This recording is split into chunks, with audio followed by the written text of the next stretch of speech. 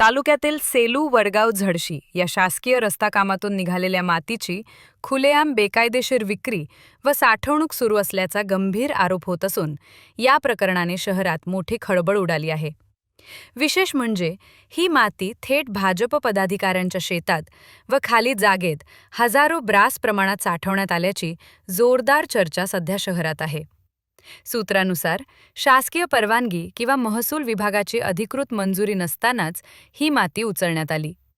नियमांनुसार सार्वजनिक रस्ता कामातील माती विक्री अथवा खासगी ठिकाणी साठवणूक बेकायदेशीर असताना हे सर्व कसे आणि कुणाच्या आशीर्वादाने सुरू आहे हा प्रश्न उपस्थित होत आहे. महसूल विभाग कुंभकर्णी झोपेत? एवढ्या मोठ्या प्रमाणावर मातीचा साठा होत असताना तलाठी, मंडळ अधिकारी, तहसील कार्यालय यांना ह्याची भनक कशी नाही, की मुद्दाम डोळेझाक केली जात आहे, अशी संतप्त चर्चा नागरिकात आहे.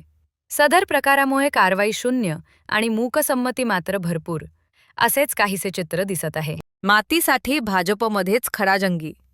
या मातीवरून भाजपच्या पदाधिकाऱ्यांतच वादाची ठिणगी पडल्याची चर्चा आहे.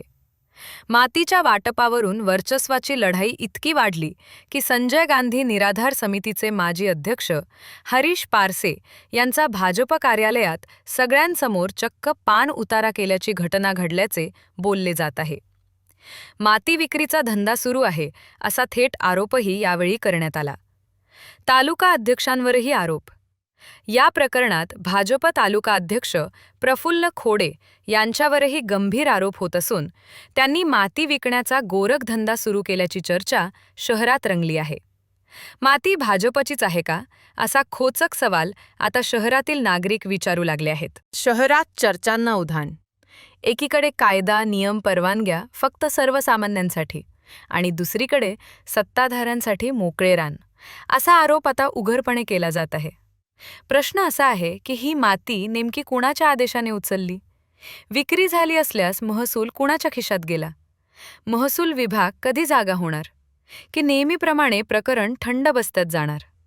या संदर्भात प्रशासन आता चौकशी करीत कारवाई करणार की पुन्हा एकदा मातीखाली सत्य गाडले जाणार हे पाहणे औत्सुक्याचे ठरणार आहे.